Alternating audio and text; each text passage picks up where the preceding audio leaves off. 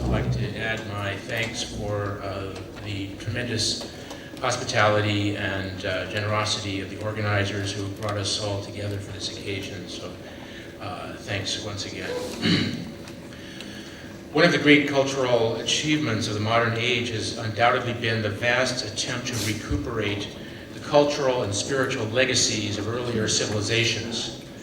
An investigation carried out by generations of scholars over the past 2 centuries or more.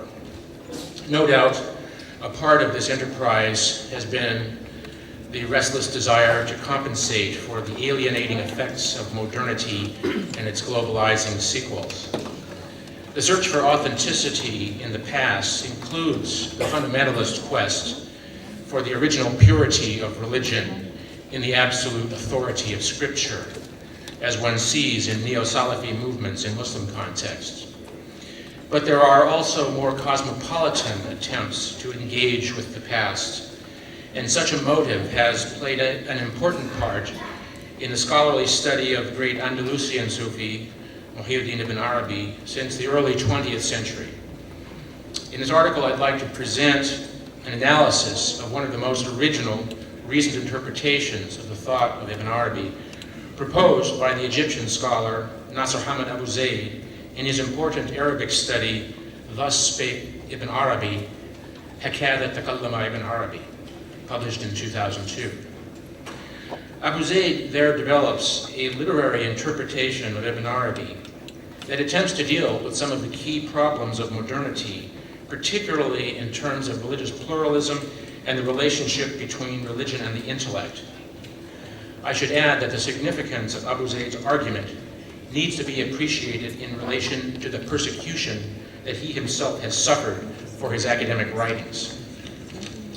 Abu Zayd's major scholarly contributions have been in the realm of the literary interpretation of the Quran, to which he has devoted several major studies in Arabic, and I will not read all the titles, but simply assure you that he has a remarkable contribution to the study of the Quran, as well as contemporary reformist thought in Islam, and an autobiographical account as well. But Abu Zayd's interest in Ibn Arabi is nothing new. In fact, his doctoral dissertation was written on the topic of Ibn Arabi's mystical interpretation of the Quran.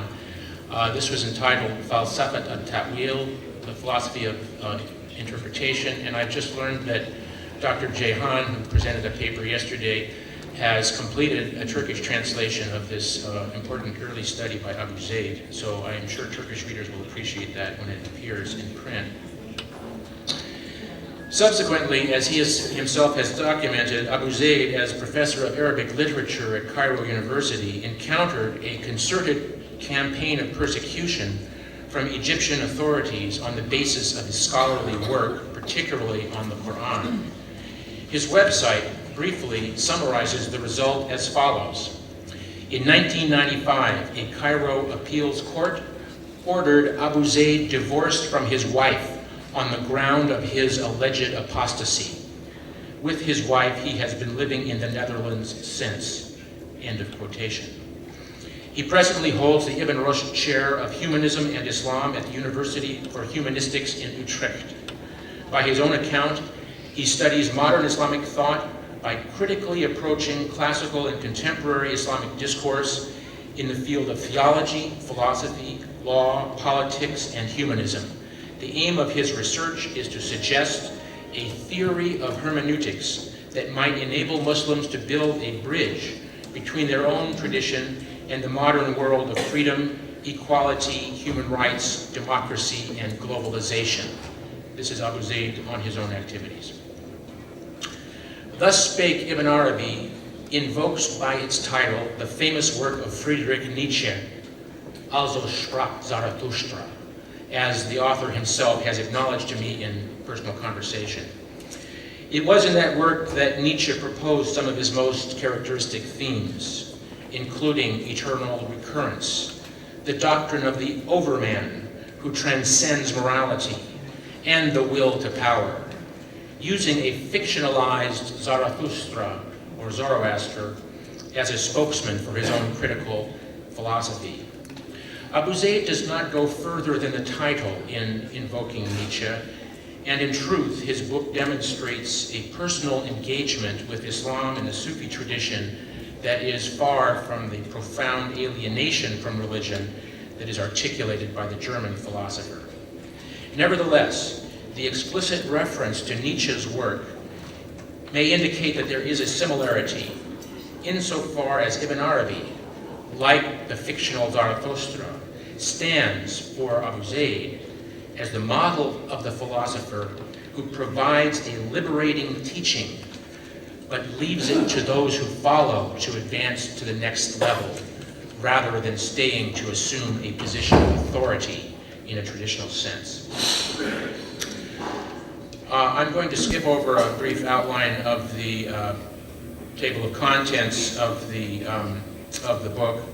I just want to say that I'm going to focus on the third and fourth chapters to investigate the topics of religious pluralism and the relationship between religion and intellect. Now back to the introduction of the book. The introduction opens with a vivid description of the ritual of chanting the recollection of the names of God, dhikr, an essential Sufi practice. Abu Zayd recalls his Sufi-minded uncle Hassan, whose dream of the Prophet Muhammad was instrumental in pointing Abu Zayd towards the study of Sufism. So the book opens with symbolic gestures towards Sufi initiation. From the beginning, Abu Zayd has approached the subject from the perspective of the problem of intellect and spirit in Islam, which he feels can be resolved by the category of spiritual experience, which I will return to in a moment. Though he wanted to take up the study of Ibn Arabi while in Egypt, Abu Zayd was only able to accomplish this when he received a fellowship to study at the University of Pennsylvania, where he was able to devote the serious time needed to read the works of Ibn Arabi.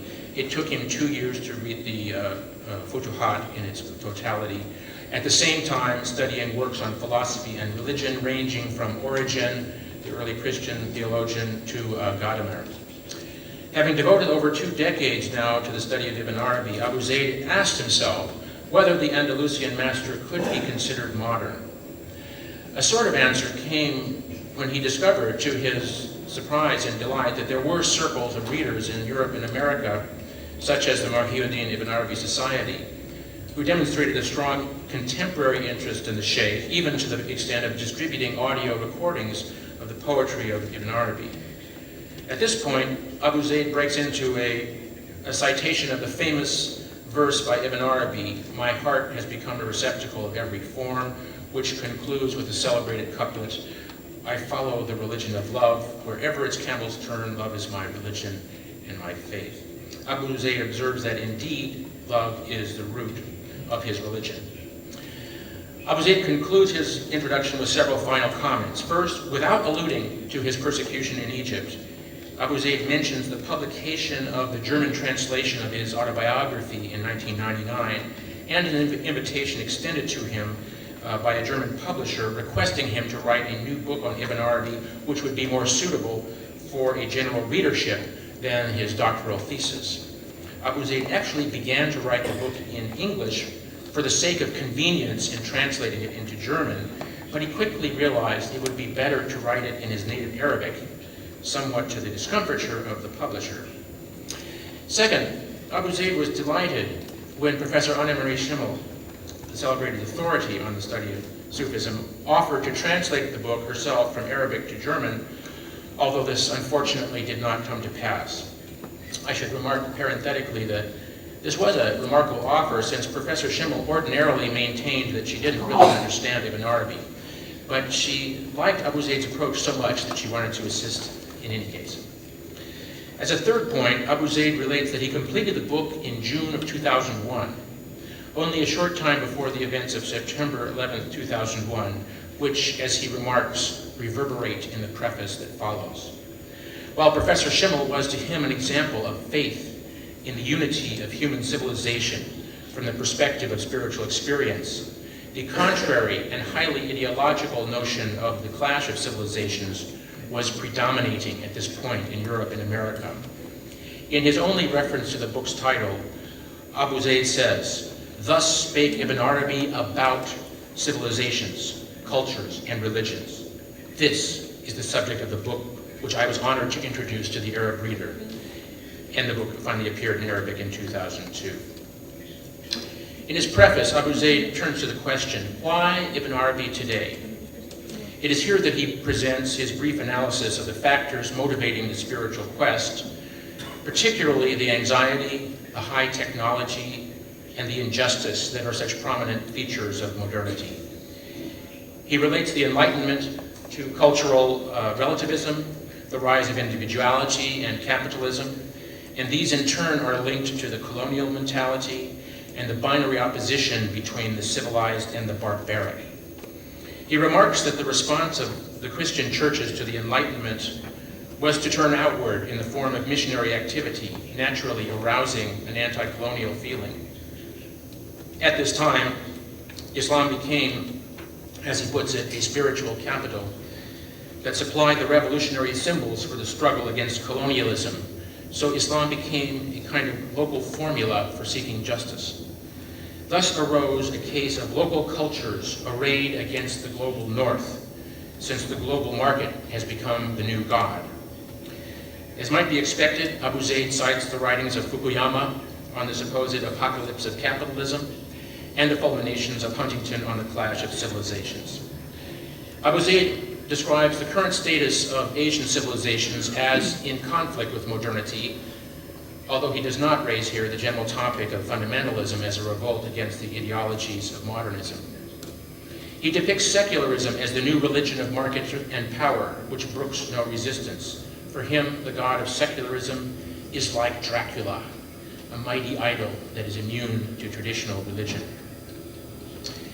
Here Abu Zayd raises the problem of the return to religion in today's environment, but which religion? Religion has taken on a social dimension of duty, but it also contains the inner dimension of spiritual experience. He sees Sufism as a revolt against the religious establishment, a tendency distinct from the formal disciplines of theology and law. Now, Abu Zayd sketches out the position of Ibn Arabi between his predecessors and his adherents. He notes that his connection to world heritage, and referring to the studies of Izutsu and Asin Palacios, he comments on the profound impact of Ibn Arabi on other thinkers. Ibn Arabi is important both for preserving his lost predecessors through quotations in his own writings and for his impact on later Sufi tradition. The appeal of Ibn Arabi, like that of other figures of spirituality in every culture, is the model that he furnishes of spiritual experience as an inspiring resource for our world today. In this respect, the arts offer a similar solution as well. Abu Zayd cautions, however, that Salafi control poses an obstacle to the quest for spiritual experience, as likewise the mass media that represent Islam as anti-modern and terrorist. In this dual attack from inside and outside, the elements of philosophy, theology, and literature have been excised from Islam, so that only terrorism and the veil remain. In such a situation, where the clash of civilizations has become government policy, intellectuals are striving for dialogue. The two main purposes for studying Ibn Arabi are thus to free the contemporary Muslim intellect and simultaneously to show another face of Islam to non-Muslims. Let me turn briefly to the category of spiritual experience, since this forms an important concept in Abu Zayd's approach to this topic. In chapter 1, which is a brief biography of Ibn Arabi, he raises the question of the beginning point of Ibn Arabi's spiritual career. Dr. Claudia Das, from whom we heard a very nice paper yesterday, in her monumental study of Ibn Arabi, has been followed by other scholars in using passages from Ibn Arabi's writings to suggest that his fundamental spiritual experience took place during a retreat that occurred as early as the year 1184, the same year in which he encountered the philosopher Ibn Rushd, and also the date of his entry into the path. This is an astonishingly early date for this spiritual formation, given that he would have been approximately 15 years old, or 20 years old if we follow Osman Yahya's dating of the meeting. Many accounts of this early retreat have been phrased in a hagiographical tone, suggesting that Ibn Arabi at this time attained a vast spiritual knowledge through unveiling without the benefit of study, which he would be elaborating for the rest of his life. While noting this information, Abu Zayd focuses instead on a different autobiographical account in which Ibn Arabi relates an event from his youth when he participated in a hunting expedition seeking wild onagers. He discovered that he could not take part in harming the animals and therefore refused to hunt. Abu Zayd observes that this episode demonstrates the inherent goodness and compassion of Ibn Arabi's heart, and that this attitude was not dependent upon formal religious faith. Ibn Arabi later explained that it was by adding mystical knowledge to his goodness of heart that he intuitively recognized the divine secret in all. So in bypassing the hagiographic description of the youthful retreat of Ibn Arabi, it seems to me that Abu Zayd has chosen to represent him in a less esoteric fashion than usual. He depicts the crucial moment in Ibn Arabi's development in terms of a universally accessible moment of compassion rather than from a mystical gnosis uniquely granted to Ibn Arabi. From a methodological point of view, it's noteworthy, and I'm going to summarize this section here just to save a little bit of time, that Abu Zayd uses the category of spiritual experience to signify a direct expression of unmediated encounter with divine realities without benefit of any rationalization or translation. And I would just like to remark that the term experience has a history going back to the Renaissance and an anti-authoritarian flavor, and there's been a lot of recent discussion in religious studies scholarship to analyze this category and not simply to take it for granted as a self-evident given of factuality. So there's a claim of authority and an element of persuasion in all these accounts. Abu Zayd is well aware of the role of rhetoric in his discussion of Ibn Arabi's narrative, for instance, of his encounter with Ibn Rushd, though at times he is ready to invoke spiritual experience as being beyond question or analysis. And here I think Abu Zayd's appeal to spiritual experience contains a powerful rhetorical challenge to the authoritarian ideologies of modernity. Nevertheless, Abu Zayd's analysis of the language of Sufism as a dialectic of clarity and obscurity, as he puts it, directly acknowledges the rhetorical character of mystical language. In addressing the issue of Ibn Arabi's attitude towards religious pluralism, which is so poignantly evoked by the poem of Ibn Arabi quoted earlier, Abu Zayd in chapter 3 in fact argues that our consideration of Ibn Arabi does not place him outside of history and geography. As a counterexample, he mentions the example of Henri Corbin, who maintained that the only means of understanding Ibn Arabi is to become for a moment his disciple, to approach him as he himself approached many masters of Sufism. Corbin further maintained that objective knowledge of Ibn Arabi is impossible, since one only knows the form that Ibn Arabi manifests to the degree of one's spiritual capacity. Abu Zayd agrees up to a point with this reverential attitude, but he is not willing to suspend any relation to time and belief. And in the end, he feels Corbin is too close to Ibn Arabi. One must dive in with comprehension and master Ibn Arabi's language and spiritual experience, but without excessive adoration. And I would add that in the academic study of religion, one should take precisely the same kind of approach to Ibn Arabi as one would to any other religious figure, despite or even because of his reputation as the greatest teacher, Shaykh al-Akbar. The issue of religious pluralism becomes especially acute for Ibn Arabi in light of his letter written in the year 1212 to the Seljuk ruler Kaikous I on the proper way to treat his Christian subjects, which, as Ibn Arabi advised, included enforcing restrictions on non-Muslims dating back to the time of the Caliph Umar, such as the prohibition against wearing arms, riding horses, rebuilding churches, conspiring against Muslims, etc. Abu Zayd goes into great detail to provide a political and historical context for this letter, which seems to go very much against the grain of tolerance and pluralism that is associated with Ibn Arabi's mystical writings. Abu Zayd points out that the departure of Ibn Arabi from Andalus took place in the context of major Christian military campaigns against Muslim authorities, that is, the Reconquista in the Iberian Peninsula and the Crusades in the Eastern Mediterranean. Slightly earlier, Ibn Arabi had advised the Sultan Kai Khosrow to watch out for bad government and corruption, another case of practical political advice. Abu Zayd explores here the meaning of religion as an ideological weapon that begets fanaticism, so that a conquest of Muslims by non-Muslims becomes a problem for a thinker like Ibn Arabi, and inevitably the parallel case of European colonialism in the 19th and 20th centuries, which is not stated, irresistibly comes to mind. In a similar fashion, Ibn Arabi in the Futuhat, writing before Saladin's conquest of Jerusalem, wrote a testament forbidding the performance of pilgrimage in Jerusalem while it was under the domination of non-Muslims. Abu Zayd remarks that such decisions by Ibn Arabi were, in a sense, contrary to Sufism and caused by the pressure of politics.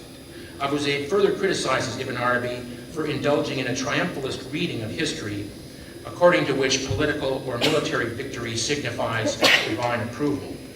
After all, he notes, God's promise in the Quran that the believers of mu'mineen will have victory is not necessarily directed only to the Muslims, since the promise is given to those who believe, which includes Jews and Christians, rather than those who profess divine unity, that is, the Muslims. Ibn Arabi offers no explanation for the defeat of Muslims by non-Muslims, and he remains impatient in his rebukes to heedless kings. Thus, there remains a tension between spiritual experience and its historical and political context. Now, I'm going to have to summarize the last section here, which deals with the encounters of Ibn Arabi with Ibn Rushd, which Abu Zayd breaks down into 4 different categories. And I'm going to simply summarize this by saying that, particularly in the recollections which Ibn Arabi wrote 30 years after the event, Abu Zayd distinguishes between Ibn Arabi, the narrator, and Ibn Arabi, the protagonist of the story. And he remarks on the literary and political aspects of this encounter and treats it, therefore, as a literary construction rather than a recording of factual events. And indeed, it is a story which places Ibn Arabi himself in a very powerful position against the great philosopher, whose point of view we do not hear. So, to conclude, Abu Zayd himself does not provide a formal summary or conclusion to his book on Ibn Arabi.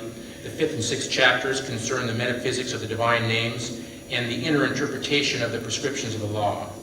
In a way, these 2 chapters project once again the contrast between the philosopher Ibn Rushd and the mystic Ibn Arabi, the metaphysics and the law, upon a larger screen, so that the problem of the relationship between the intellect and the spirit is left open for the reader to reflect upon. I believe that is where Abu Zayd wants to leave the reader, in a state of ambiguity. To be sure, his analysis of the crisis of modernity is cogent, and the dilemmas of colonialism and its aftermath are still potent. But for Abu Zayd, the solution is not to be found in authority, and so even Ibn Arabi is not to be elevated to a position of command. Instead, readers who are capable of picking up the hints will need to take the responsibility on their own, much like the Mahdi's helpers or the disciples of Nietzsche's Zarathustra.